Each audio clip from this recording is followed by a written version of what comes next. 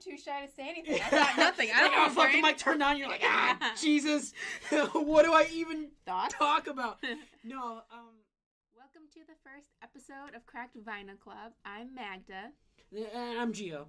And so for today's episode, I picked out Jack White's Blunderbuss. So the reason I picked it out, because around the time we were starting to conceive this podcast, Gio was obsessed with Jack White. So I think the Raconteurs album had just come out, Help Me Stranger. Yeah. And he was just obsessing and listening and watching this like interview with Jack White and Cohen or something like that. It was a Jack White interview with Conan O'Brien. It's like about an hour long. You can see it on YouTube. Yeah. Well, anyway, it's great. It's a great. So while he was obsessing, I personally don't get it. I don't get Jack White. Like he's, and I understand he's supposed to be the greatest guitarist of our generation, but I don't get it. And to be fair, I never sat down to listen to Jack White in general. Like everyone knows like Seven Army Nation and stuff. Nation Army. Yeah. So, but yeah. So that's why I'm like, for this first one, let me just see what the hype's about and see whether or not I agree with the fact that he's the best guitarist. So, well, since I picked it, Gio, we'll start off. So, what do you think? Do you think this was a good album to justify Jack White's your Jack White obsession? Oh my God. Okay. No. That's just like a loaded question because I was so ready for like. I don't know what I was expecting for your first question, and to quite honestly, like I was imagining in my head when you were describing, you were just like, I don't understand. It was like, because what were we watching yesterday? We were watching a grudge match, that stupid Sylvester Stallone movie with him and Robert De Niro. No, it's not Robert. Is it De Niro? It's not De Niro. It's anyways. No, it doesn't matter. Yeah. It's he's also in that Adam Sandler movie, Anger Management. I'm pretty sure that's him. Okay. It's Nicholas? No, whatever. That doesn't matter. It doesn't fucking matter. But it's like, so, Stallone's character makes these, like, miniature, steel things. And no one understands what it is. So I feel like that's what Magda's feeling. Like, I'm just, like, obsessing over this, like, steel thing that was made. And I'm like, oh, let's go. This is a great thing. Like, I love this thing. And Magda's like, it's a thing. Like, I see it. So, I don't know. And so you were obsessing over the album the entire time we were listening to it? No. Actually, for the most part, it's fine. It's just fine. It's just, and I hate to just kind of start off, it's a very exciting thing that we're doing this thing, because I've been dying to do this sort of project with you for a while now, Magda, and like, I've been dying to do something like this, and to pick this first album, I'm Barry sitting here, and I'm like, this is fine. This is okay. And getting into the background, I think starting from the top, and kind of going through as much as I can, ending at where I started like being super into Jack White, only knowing his hits, and then when Help Me Stranger came out with him and the Raconteurs, it was great. I fucking loved every single track. No, I loved every single track on that album, and I don't know if it was something I was personally going through, or if it was something that, sort of was happening around the time where that album came out, but I was in love with that album. So you kind of go back, and I'm like, yeah, I'm gonna listen to everything Jack White, and I'm super obsessed. That Conan O'Brien interview is fantastic. He's fucking smoking, he's fucking drinking some bourbon. He's drinking some bourbon, and he's talking about like the responsibility of new technology and being all philosophical. And I'm like, yes, this guy's a genius. And then this album is fine. This album is... It's a good album, though. I like it. And again, so kind of going back to the history of this album specifically, what he was trying to do is, for the most part, in order to do this podcast, I was doing a little bit of research on why this album got made in the first place. And it was actually a lot of Jack White. I don't know if you read that part of the Wikipedia, but on his wiki it says that he was supposed to have a recording session with one of the Beastie Boys. So, I'm sorry, the Wu-Tang Clan. Yeah. One of the guys of the Wu-Tang Clan wanted to make an album, so he happened to have people at the ready to record an album with this. And forgive me, because I have no idea who this Wu-Tang Clan Wu-Tang person is. It didn't say. I think it did. Though, yes, you're right. That's not the point. It's just more of like, he had all these musicians there, and he has the recording ready, and everyone's kind of like, the mixer is pressing record, and there's no artist. So I feel like, I imagine, like, Jack White's kind of sitting there, it's just like, well, I paid all these people, let's just fucking figure out what I'm going to do with, I'm just gonna figure out what I'm gonna do with all these musicians, and sort of, out comes his album. I guess for me the weirdest thing though is how do you go from like Wu-Tang, which is like rap, to something that's very country sounding? Like, absolutely. And yeah, and so that was my thing. Like again, it was good, and like it's a good album. Like I wouldn't say it's a bad album. It's just, especially when you think Jack White, you think White Stripes, and you think more of like that raw energy and everything. Exactly, absolutely. So when you do, like, when I know I had to approach this album, so the first one I was just like, huh? But then, like, again, when I kind of was like more emotional and I wasn't thinking anything, I listened to it. It was nice. So you definitely have to detach yourself with the whole, like, and this is where I think his name counts against him. That you do have to, like, you can't think that it's a Jack White album. You can't think there's anything attached to White Stripes or even, like, this isn't supposed to be rock, and just listen to it. And it's actually it's pretty good. It's definitely like well made, but yeah. So it's even though I don't know why they call it blues rock. It just sounds country. Like I feel like the blues rock genre attachment's a lie. Like I mean, and I can see that. Like that's just the thing I was listening to, and like there's like how many of the songs are more slow? It's like 1, 2, 3, 4, 5. Mark is counting like the track list. Yeah, it's like half of it's pretty slow, and I feel like if it was like a rock, like a blues rock one, it would sound different. And for me, it's more, he did a lot of like, more like blues, grassy kind of country sounds, which again, it's good, but I'm more of like, okay, it's definitely different sounding, and I feel like marketing as blues rock's just a lie. And I feel like then if you are a Jack White fan and you really, especially since this is his first one out of the White Stripes, that you're just like, oh, it's this, and then you pick it up, you're gonna be like, what the hell is this? Yeah, like, what am I listening to? Yeah, and it's definitely a weird selling thing that I feel like they should have put it in a different area, because it does. It takes away from the damn album, which is a good album, but when you first pick it up and you listen to, you're just kind of like, where's his damn guitar? Yeah, no, absolutely. and that's what I kind of found out, especially that like later on in his career, he's actually still playing his guitar, although this is definitely experimental in the whole situation of like he desperately I made this note, and I was like, he desperately wanted to be like the high school conductor of like his band. Like so badly, he wants to be able to like conduct everything that's happening, and that was another thing that I feel like and I really like the way you said how his name counts against him, because I felt the same way. I felt like this album specifically, he was way too much in his own head about like how he wanted his first solo album to sound. Or I don't know if it was his first solo album, but I think he had a very specific idea of how this album wanted to sound, and it's too constrained. It's almost like I am hoping for something raw, something like that I can actually jam to. And then even the quote unquote jams, like I'm Shaken or Poor Boy, those like, and even the last song where he has like that sick solo that leads into the last half of the song, it doesn't matter. Take Me With You When You Go. Right, all those songs, like you're expecting something good, and it's just fine. And that's the thing that again, like It's interesting what you said, actually, because how it sounded too constrained. That's what I noticed too, that like, and we know from like the interview and stuff that Jack White likes a lot of more of like 50s rock, right? It's like he's very inspired by Elvis. Yeah, and he really likes the idea of attaching blues to his name too, and saying, oh, he's a blues musician, this, or even then with the White Stripes, he said that. But he does.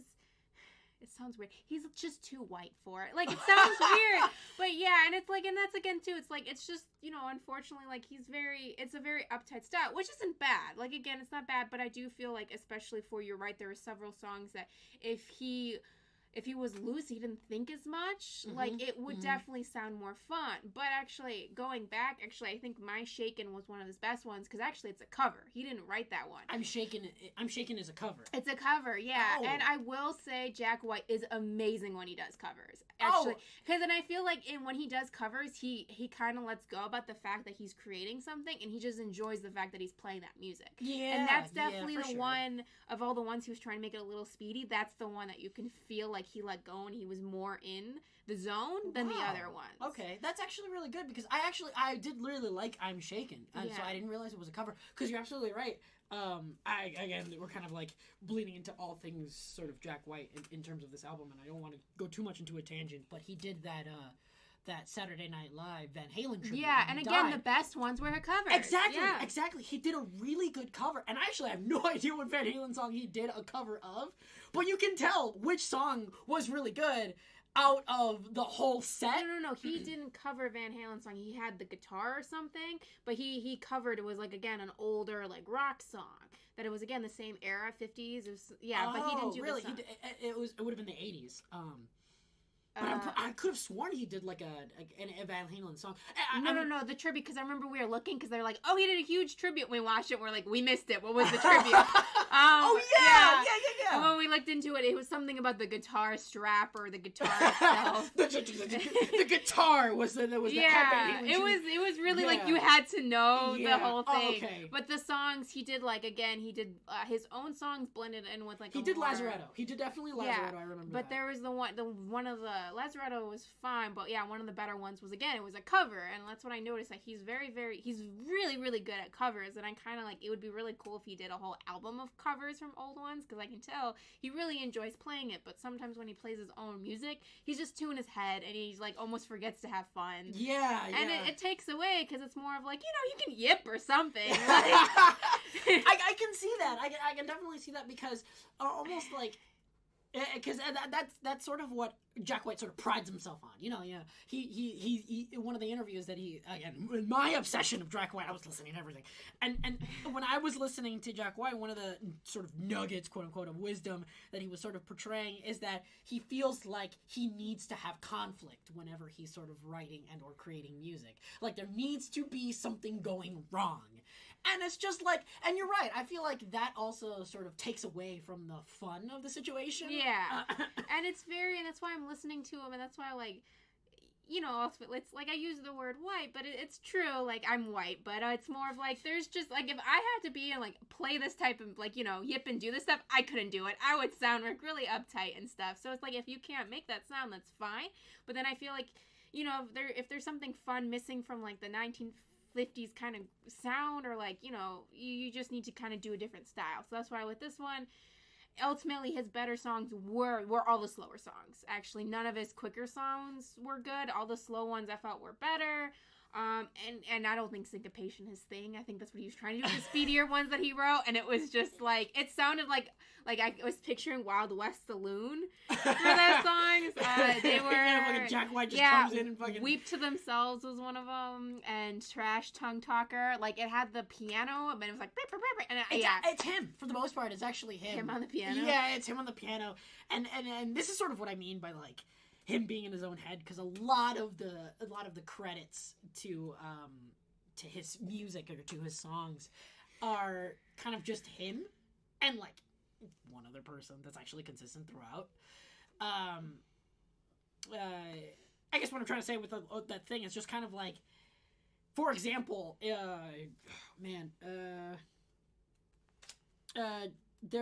clarinet. There's like a bass clarinet, and there's a regular, there's a tenor clarinet in Love Interruption. Okay. But that's the only fucking time a clarinet's in the goddamn in the album. There's a clarinet. There's a mandolin in one of the songs too. So it's all these, like, very, very, very wildly very interesting musicians that only appear for like half a second.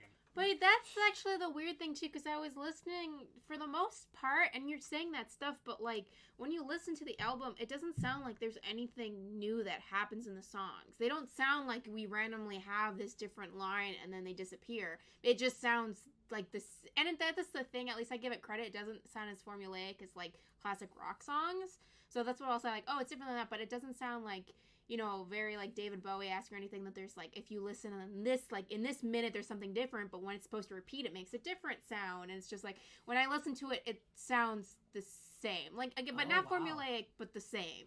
Right. So that's why I'm surprised. Like, you're getting the same feeling. No, it's like the actual, like, I don't hear it go high, like, for like one verse it goes high, and then when you expect that verse to repeat to go high, it goes low, or it does something different. Okay. Like with a lot of Bowie's music, there's something different always. So it's a little bit like, I guess like Daft Punk, you know how it's always like it's layered and stuff with different things. His didn't quite sound layered, that when I'm trying to listen deeper, I don't hear anything different. Oh, wow. Like when you're trying to sort of dig deeper and to find a deeper meaning into this music, there's nothing there. It's not even meaning. It's more of like, I don't hear different lines. Like, you know, in the song, it's just like whatever began it kind of ended it, and like sometimes it'll be night. I don't know. No, and I agree. I think that's what, and unfortunately, where that sort of falls short, a lot of this music that we listen to, especially for what we've kind of stated, where he kind of, I feel like he kind of just says this is very blues rock. In blues especially, you're either listening to the lyrics of like how this woman broke your heart or whatever and left you out to dry, and your town chased you out because you're a devil worshipping blues musician, but you're, on the other hand, you're supposed to be listening to the guitar if the lyrics are boring.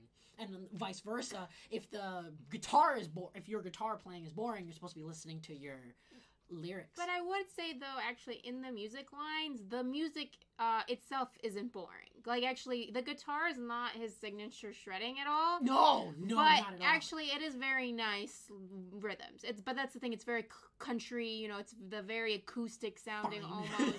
So it's very, but you listen again, his technique's very well, and it's very calming. And actually, I really enjoyed, I didn't know he played it on that stuff, but the piano player on Hit Poor Boy one is, I really liked her, actually. Her name's like Brooke Wagner.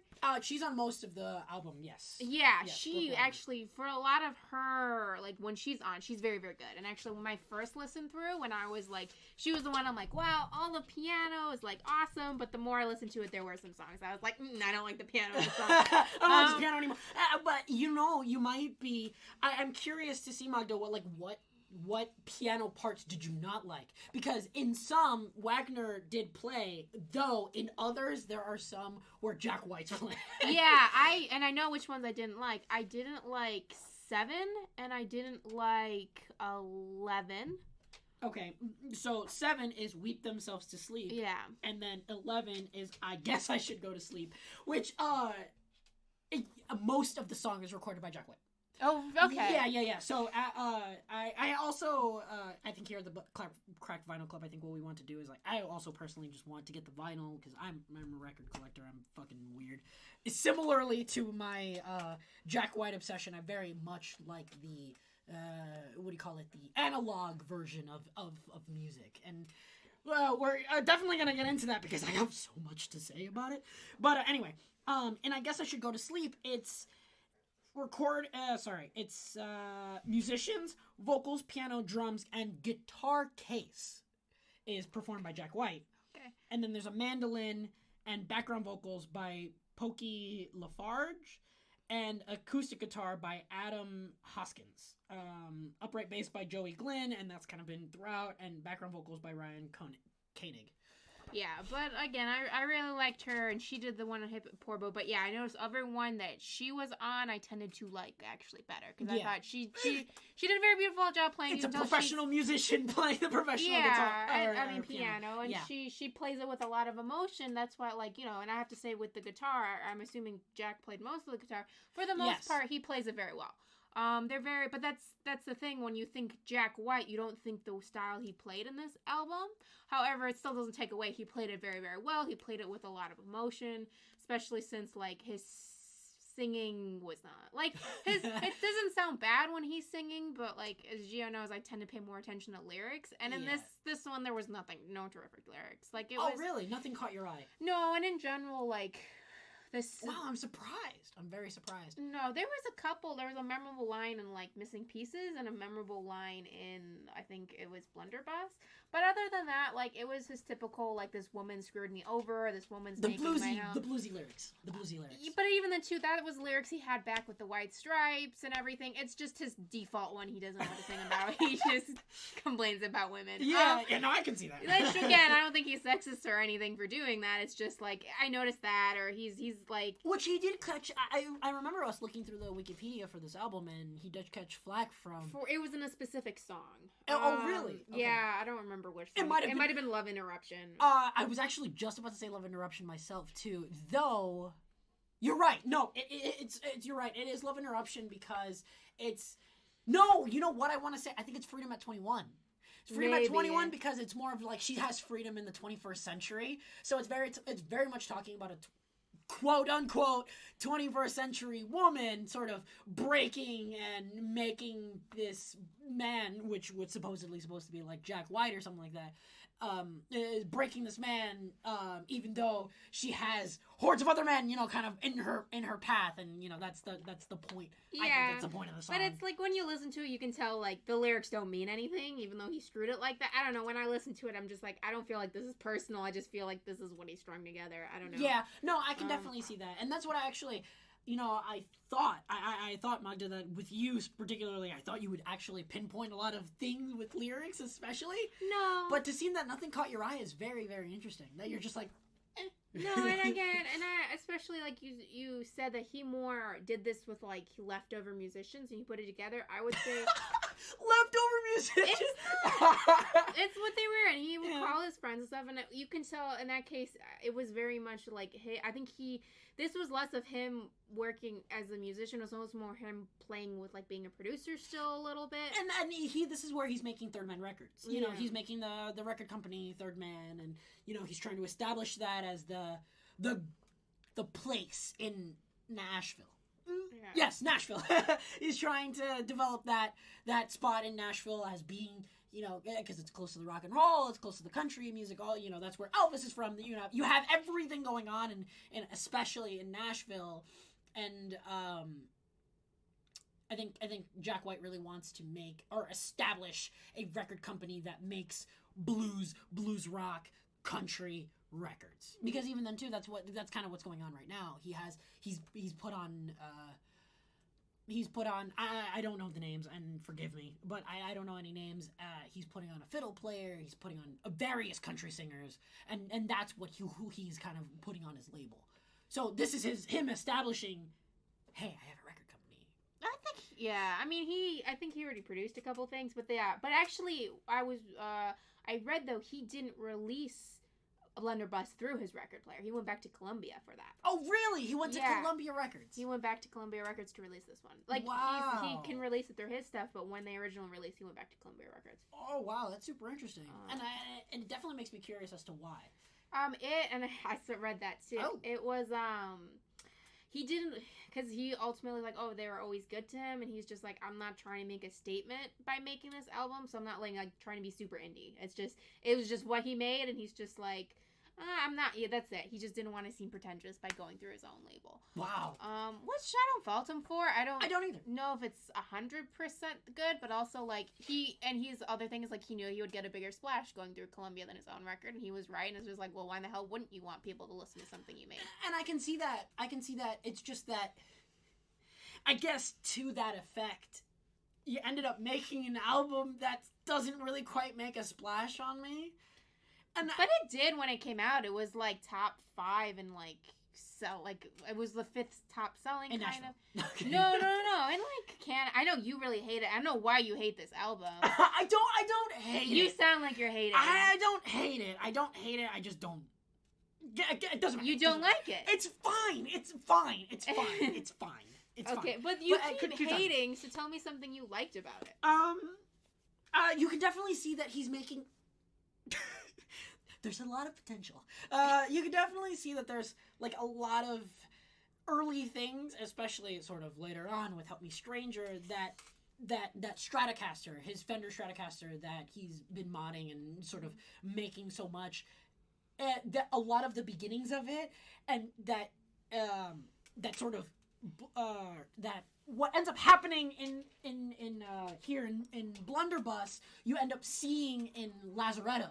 A lot of the modifications that make that he really gets into his modded guitar, and he knows how to play his modded guitar, or at least he knows what he wants to do with his modded guitar. You really see in Lazaretto, but you can see him trying to play with it in Blunderbuss here, especially for the last track, for Take Me When You Go. Take Me With You when you go. You see his last track and he starts playing with the B bender. He starts playing with the mute. I don't know what he ends up having first, but I hear a lot of the mute button that he has, and definitely he moves that button around a lot. And I'm definitely really excited to see where he ends up with the guitar and where it goes. But that's just the thing. Nothing really caught my eye, and I felt bad, and I felt sort of weird about saying it like this, but I found myself often sort of looking at I found myself often listening to this album 3, 4, 5, 6 times, and either I wasn't paying attention, or I fell asleep, or something else had happened, and and I don't know if anybody has this feature on, but in Spotify, when you listen to the end of an album, what ends up happening is that you'll get like a radio of either the album of what you've been listening to, whatever. You get a radio based off of what you just listened to. Mm-hmm. I realize that I'm 3, 4, 5, 6 songs deep into the radio about the album that I realized, oh wait, Blunderbuss is over? You know, like it was very weird, and I don't want to say it was boring, and I don't want to say it was good. No, and it's definitely not your cup of tea. And I know because, like, and it's not your cup of tea because actually I was listening. It's a very, very mellow. It's a very, very mellow album. Absolutely. It's like the Shins mellow. And, like, you know, the Shins are a great band, too. But it's more of, like, you know, when you turn on the Shins, you're expecting mellow because that's what they are. So you're in that mindset. I'm just ready to let the record player kind of keep playing. Yeah, and so even then, too, it's just, like, this album, for the most part, it was, even then, too, and, like, the other stuff that I was listening to that he was kind of like, actually, there was some of it that I'm like, he sounds kind of Beatle-esque. Oh. And, yeah, like the Beatles. And, you know, Gio, don't burn him. He doesn't care for the Beatles. I don't. He really doesn't. Like, he thinks they're boring. And in this one, like, there was a couple sounds I'm like, oh, it kind of sounds like almost, like, tiny remnants of, like, songs from, like, Sgt. Pepper, Lonely Heartbreak, whatever, that one. Heartbreakers band. No, the Sgt. Pepper's Lonely Heartbreak. Yellow Submarine. No, it's not. And so it was that, and it was like there was another mellow band that I was like that they reminded me of. So it makes sense why for you who doesn't really care for any of that, it was just like okay, and ultimately even then too like. You prefer the guitar to sound different than how it sounded. It was very classic, kind of acoustic sounding. Right. And so this one, it was nice for the bluegrass. But yeah, and that's why I don't like the fact that they're saying it's blues rock. Because again, when you think blues rock, you think, even though Jack White would hate this, it's like you do think the Black Keys. They're blues rock. Right. You know, and it's just like this album was nothing like any of their shit. Even and I would agree. Like, you know, you would hear something like at least Chuck Berry, you know, that beep, beep, beep, beep, beep, beep. Yeah. You know, like that, and that sort of like blues progression. And I didn't feel it. I didn't feel it in my bones that was sort of happening. Though I feel like saying it's blues rock because the lyrics are complaining about a woman isn't true either, because nothing about his singing even referenced the blues style of like, you know, the whining crying, like it kind of did with the background singers, but like Jack White and background singers don't mix, at least in this album they didn't. Yeah. It was just like, oh, you guys don't harmonize, it just sounds weird and eerie, and it's just like, no, it only worked with Love Interruption. Though those two singing were okay, but the other two songs that they had them, it was just like, okay, like, you can't do background singers, I'm sorry, like, don't. Oh, really? It wasn't working for you? It was, no, what was the one it wasn't? Yeah, I really hated Weep Themselves to Sleep. It was, I think, the worst song on the album. Oh my god. No, I guess I should go to sleep. All the sleeping ones are bad. Oh, if you were putting me to sleep, if it was about sleep, if you were putting me to sleep, it was terrible. I hated it. Yeah, but I did like the, but again, even though we're saying it, actually, I would say for the most part, I liked most of the songs. Oh, really? Okay. Yeah, so... Yeah, no, I'm glad. Like, Missing Pieces was good. Fine. I liked 16 Saltines. Fine. Freedom of 21 was just okay. And actually, what's interesting about 16 Saltines is just, like, I was listening, you know, again, it more of Larry's surface level listening, but it was just more of, like, he's trying to make these, like, white stripey lyrics, and it's not working, you know? It's very, like, high school-esque. White, you know, he's talking about being at someone's locker, you know, it's definitely like I never this noticed school that. setting. Yeah. He's talking about this like school setting, and it's just like, is he trying to do like a? Is he trying to make a White Stripes reference here? Like, is something going on that this is supposed to be like, I'm actively listening to this or something like that? No. I mean, the only thing I would say, though, about that, you're right, that was the most White Stripesy, but, like, it does... And again, because one thing you mentioned about the White Stripes is a lot of people give Meg White shit because she's not a professional drummer and she sounds like any 2-year-old could do it. Yeah. But I would say, actually, without Meg White, White Stripes would not have the, like, raw energy that it has. Oh, yeah, absolutely. And I would say that's 100% her. That, especially from this album, you can tell that was not Jack White. That was Meg White and the White Stripes. Exactly. And you can't separate the two. That's such a weird thing to think about, too, because it's just like, and Meg White is clearly this person that was just like, okay, we'll do this band, and Meg White is sitting around and she's probably like, yeah, okay, I'll back up my boyfriend or, you know, husband at the time, whatever it might have been. I'll support my husband in whatever he wants to do. And okay, he wants me to fucking do a simple beat on the drum. Okay, and he wants me to do this simple beat on the drum. Oh, he wants me to tour. Fine, whatever. And again, that's sort of going back to what we were talking about being inside your own head. I feel like the sheer fact that she was new at being at the drums made Jack White sort of do things that he wouldn't normally do to try to help her along or to make it more complicated than it needed to be. Oh, yeah, I get you. It comes off with less thought. It seemed less thinking when they play. There's less being in a box, and right. I would say it's her. And Yeah. that's why I'm like, you know, and ultimately, like, if it was just Meg White, obviously there'd be no White Stripes, and I do think they just made such a good team, but that's what, from what it sounds like, people think, like, oh, you could have slapped any drummer with Jack White and it would have been the White Stripes, and that's where I would disagree, that when you listen, it is Meg White, and that's one of the things that you listen to 16 Saltines, and you can tell it's not Meg White on the drums. Yeah. There's a different energy in that partnership between him and that drummer, and that's why I just want to say that in defense of Meg White. Oh no, and I, you know, this podcast is a Meg White stan. I love Meg White, and I think I will hope for the best from her. Like, I want to hear, like, a random ass, like, she'll upload to YouTube some fucking drum solo. No, of course not. She's gonna do that. But, you know, a guy can dream. And just sitting around, just like, she's just like, I got this, like, 16-piece kit, and I'm just gonna dick around for 30 minutes. And I'm like, yeah, I'd watch that. Yeah. Although, again, in defense of Jack White, because apparently I'm defending him this round, you're just, like, wanting to just defeat your hero. I don't. No. Okay, wait. It's just fine.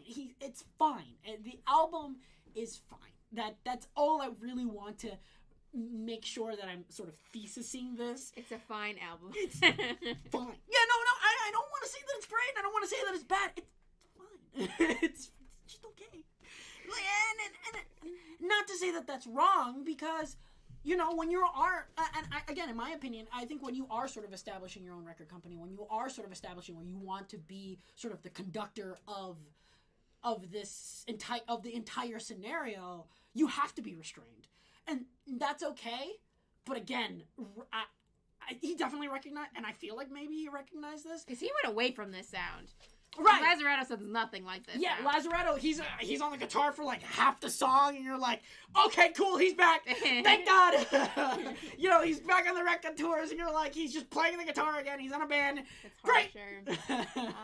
There's harmony. But anyways, because I never really listened to White Stripes, so I was kind of listening to their last the album before this one, Icky Thumb. Mm-hmm. And I would have to say though, this is better structured and stuff than Icky Thumb. Icky Thumb's really? A little bit of a mess. Yeah. Oh wow! Like, wow, that's fascinating. It can get jarring a little bit from like the different switches in the moods a little bit. I only listened to it like kind of briefly, like once. So if I listen to it a few more times, maybe I'll retract it. But I would say this one, yeah, the way it's organized is better than Icky Thumb. Wow. Okay. Yeah. No, for sure. I don't know if the rest of it's better organized than most White Stripe albums, but he got better with that. Oh. But I'm listening to the vinyl, and it sounds like butt. Really? The vinyl sounds bad. It sounded, and I don't know exactly what happened. Maybe because I got it shipped. Maybe I don't know. I don't know what happened. It sounded warped, and I don't know. It was specifically the vinyl itself, because I was trying to listen to it again and again a couple of times, and yeah, it just sounded like ass. It sounded like buns. And I'm like, okay, well, maybe, it's just, the digital part is kind of just like this copy-pasted from analog to digital. And, yeah, no, you listen to the digital part of the album, it's crisp. It's clean. It's nice. It's, it definitely, some other dude, like, afterwards, listened to everything and mixed it well again. Made everything clearer, made everything nicer. Maybe there was some more re-recordings. I have no idea. But, yeah, the Spotify, in my opinion, the Spotify version even sounds better than my analog record version. Interesting. Yeah. So I'm like, it feels disappointing, which that's why I guess I'm more of like, shit, like, I was expecting a lot more, and it's just okay, It's just, I'm surprised, because I figured I would be coming in with more on the aggressive thing, but you're actually coming on with more. Am I that jaded about it? You sound very angry now. Oh, God. Yeah. It's not that I'm angry, it just feels... It feels forced and it feels fake. And I don't quite know what he could have done that would have made it genuine and not forced and not in your own head.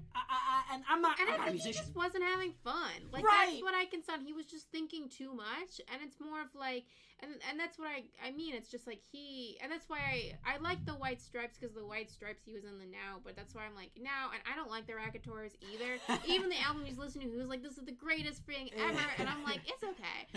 But I listened to it once, so I have to listen to it more times to really Help Me figure it Stranger, out. yes. It was I liked it. Yeah, and he's just like, look at this, and he's just like creaming himself over Sunday Driver. It's the Sunday Driver. Who can't getting excited about that? Help Me Stranger. 16 strings were strumming. It's because he has 2 guitarists and a bassist. The 16 strings. I don't know. You're so loud. I had fun. I had a fun time with Help Me Stranger. I had a fun time, and I think that's why. And it's because Jack White isn't Jack White in that album. It's the Raconteurs in that album.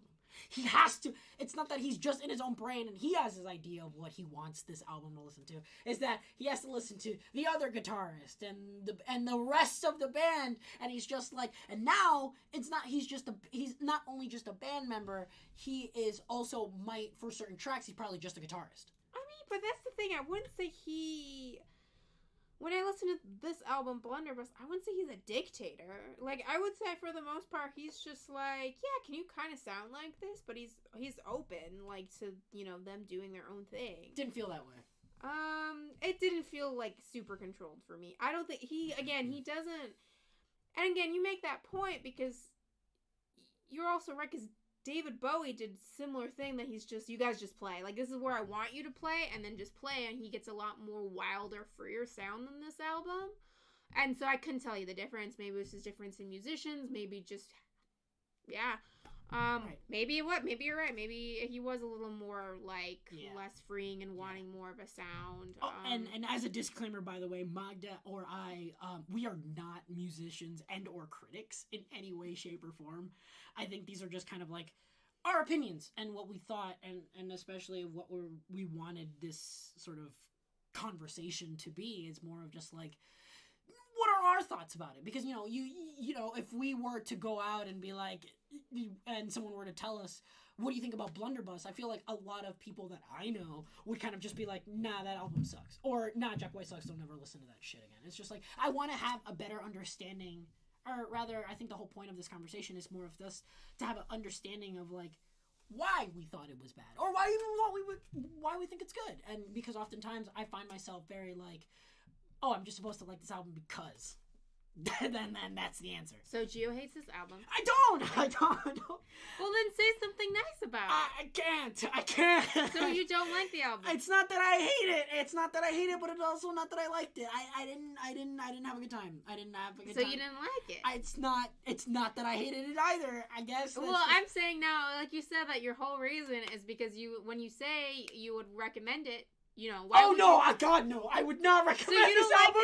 I would not recommend this album to a friend at all. They were just like, what's some good Jack White listening to? Not this. So that's Gio's opinion. I didn't mind it. It was fine. It's definitely an album I would put on, like if I was in a mellow mood kind of and I wanted to like just lay on the floor and stare at the ceiling, or it's definitely something I would put on for like a more like low key, maybe like, you know, I don't know, dinner party. I sound like Martha Stewart, but like you want to put it on for dinner party? You just, you know, just put it on in the background when you're just talking with people or something. Wow. Like that easy listening. Yeah, but it's definitely not. It's not. There's no bangers. It's not something you play on your way to work.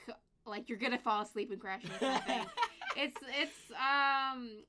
But that's the thing. Even though we're like, because yeah, everyone listens to music for different things. So I'm just saying, like, I personally, I wouldn't even put this music on when I'm cleaning, because when I'm cleaning, I gotta have more stimulus, and this was it was too mellow, and honestly, there's nothing super interesting going on. Yeah, like if I were listening to this album, I definitely see it. Like I put it on my record player, I kind of lay on the floor and just kind of scream into the void. Yeah, that's what he would do. So I would give. But that's the thing, from the actually stylistic point and everything, I would say it's a B. B. Fine. Like, like you pass as an album. Like, but yeah, I mean, ultimately, that's my only complaints is at the end of the day, there is nothing original, there's nothing unique.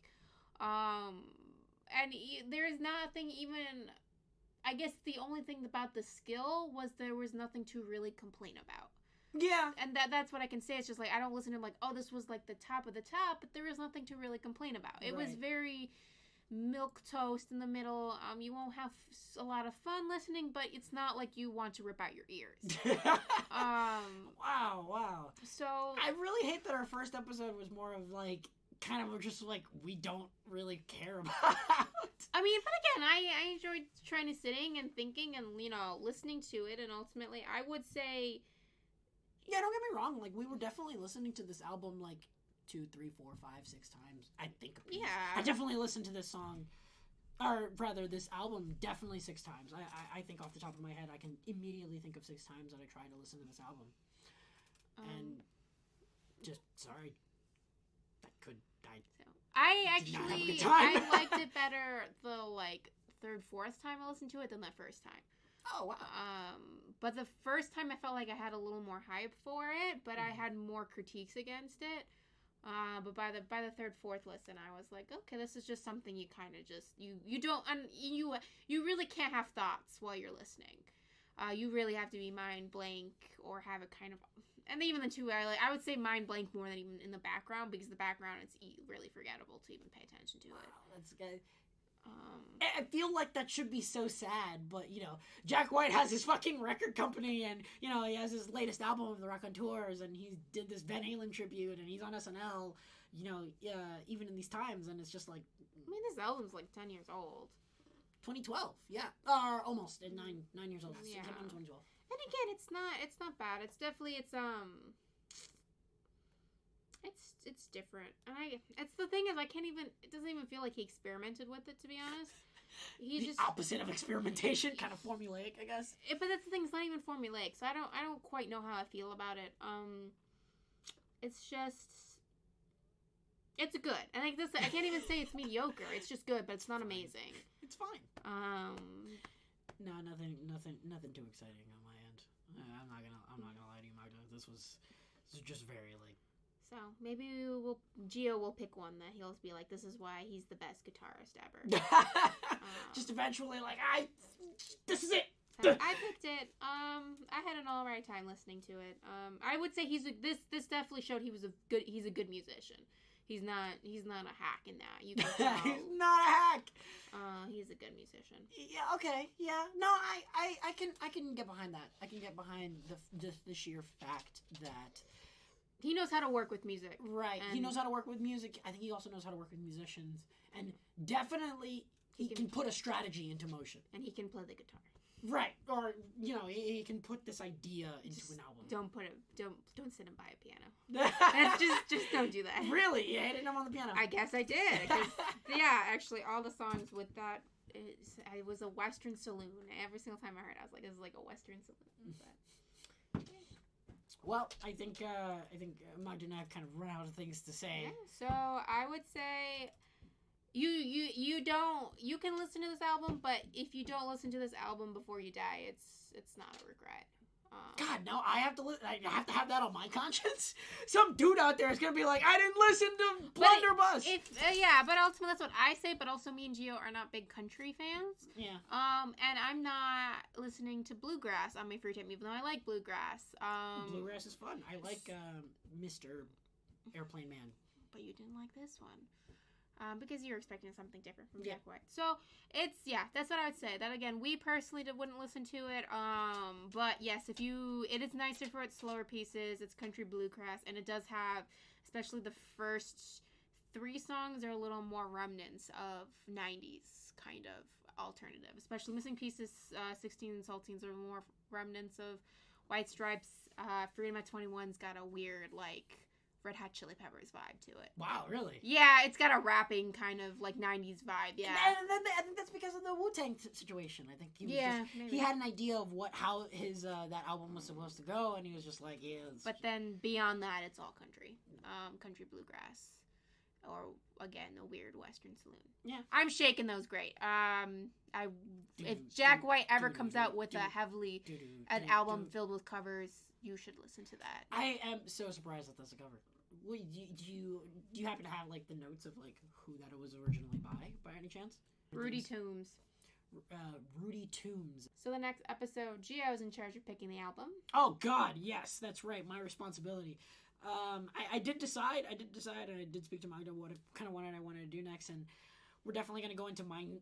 I don't know if it's dorky or whatever, but I definitely am a fan of electronic music, and we're going to go into Random Access Memories by Daft Punk. So hopefully in the next month, God knows when, we'll actively listen to Random Access Memory, and you're maybe end up having me gush about an album, because I absolutely love Random Access Memories. And I've never listened to it, so we'll see what I feel about it. Oh my God, you've never listened to it? I've never listened to it. All right then, so see you next time. Later. Thanks for listening.